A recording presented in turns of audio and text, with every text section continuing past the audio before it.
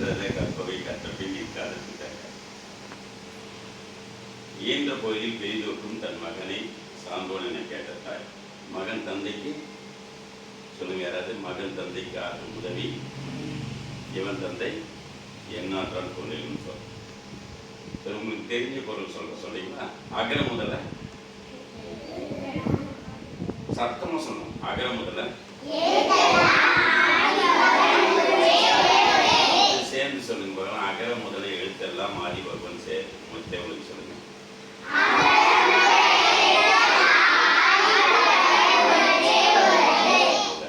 கற்றதனால் ஆய பயனின் கொள் சொல்லுங்க.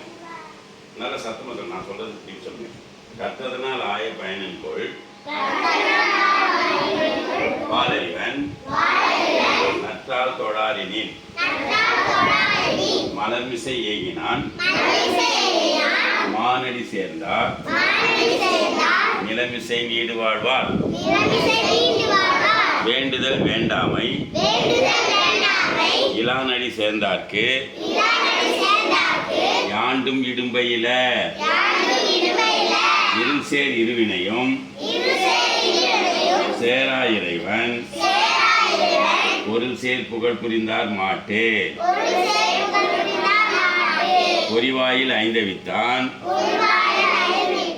பொய்தீர் ஒழுக்க நெறி நின்றார் நீடு வாழ்வார் தனக்கோமை இல்லாதான் கால் சேர்ந்தார் கல்லால் மனக்கவலை மாற்றல் அரிது அறவாழி அந்தனர் கால் சேர்ந்தார் கல்லால் பிறவாழி நீந்தல் அரிது கோலில் பொறியில் குணமிலவே என் குணத்தான் காலை வணங்கா தலை.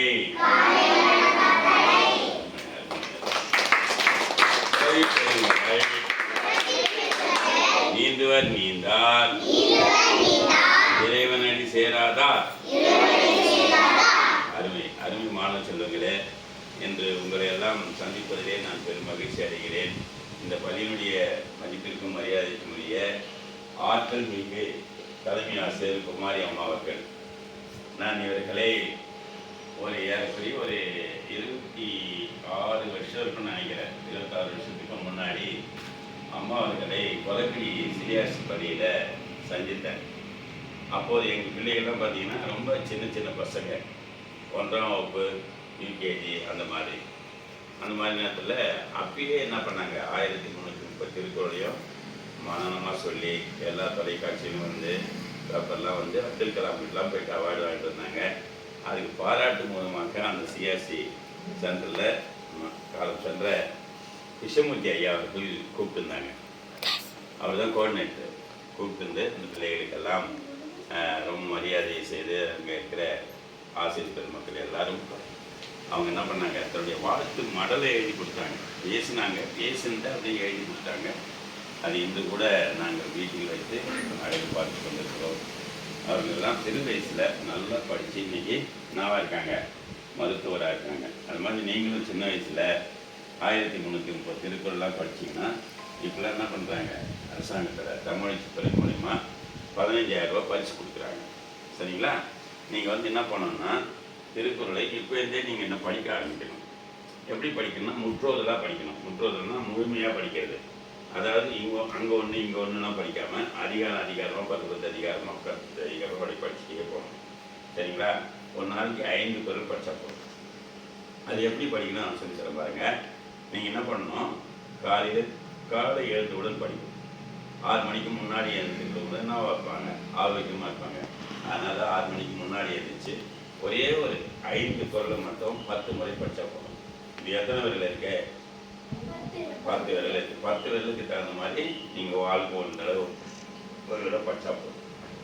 அதே மாதிரி அதுக்கப்புறம் பள்ளியினுடைய பாடங்களை எழுதிட்டு படிச்சுட்டு பள்ளிக்கு வந்துட்டு இரவு தூங்க போகிறதுக்கு முன்னாடி என்ன பண்ணணும், திரும்பவும் நீ காலையில் படித்து அதே 5 குறளை 10 முறை படிச்சுட்டு தூங்கணும். இப்படி படிச்சுக்கிட்டே வரணும். பண்ணிங்கன்னா உங்களுக்கு தானாக அது மனப்பாடம் ஆழ்மனத்தில் போய் உட்கார்ந்து மனப்பாடம் ஆகிடும். சரிங்களா? அப்படி படிக்கலாம். இப்போ திருக்குறள் திருப்பள்ளி இருக்குன்னு சொல்லிட்டு முதலமைச்சர் அவர்கள் என்ன பண்ணியிருக்காங்க, ஒரு மாவட்டத்துலேயும் 3 சென்டரை உண்டு பண்ணி அப்போ என்ன பண்ணுறாங்க, ஒரு நல்ல இதில் புலமை பெற்ற ஆசிரியர்களை போட்டு பிள்ளைகளுக்கு எழுதுகிறாங்க. சனிக்கிழமை 30 வாரங்கள் நடக்குது. இங்கே நம்ம சண்முகா பள்ளியில் நடக்குது. உங்களே யாராவது கூட நீங்கள் நான் வரலாம், நான் சனிக்கிழமை வரலாம், அப்பா அம்மாவோட வரணும், வந்துட்டு கொண்டு வந்து விட்டுட்டு அவங்க என்ன வேலை இருந்துச்சுன்னா போயிட்டு 1 மணிக்கு வந்து கூட்டிகிட்டு வந்துடலாம். சரியா? நீங்களே யாரெல்லாம் படிக்கணும்னு ஆசைப்படுறீங்க திருக்குறளை? அருமை, எல்லாருமே படிக்கணும்னு ஆசைப்படுறீங்க. வாங்க, நீங்கள் என்ன பண்ணலாம், அதே மாதிரி இலவசமாக இணைய வழியில் இலவசமாக சொல்லித்தரேன் நான், அதுலேயும் படிக்கலாம். சரியா? நிறைய பிள்ளைகள்லாம் படிக்கிறாங்க.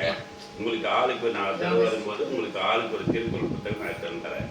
இன்றைக்கி நான் வந்து இந்த பக்கமாக போகும்போது வந்தேன், இந்த கொட்டாவூர் பள்ளியில் நான் உங்களுக்கு வந்து என்ன பண்ணுறேன், அடுத்த தடவை வரும்போது உங்களுக்கு ஆளுக்கு ஒரு திருக்குறள் புத்தகம் தரேன். அதுக்கு முன்னாடி யாரெல்லாம் 2 அதிகாரம் முடிக்கிறாங்களோ அவங்களுக்கு தான் தர போகிறேன். 2 அதிகாரம், முதல் அதிகாரம் 2வது அதிகாரம் மாதிரி புத்தகம் நான் தரேன். சரியா? உங்களுக்கு நான் எடுத்துகிட்டு வரேன்.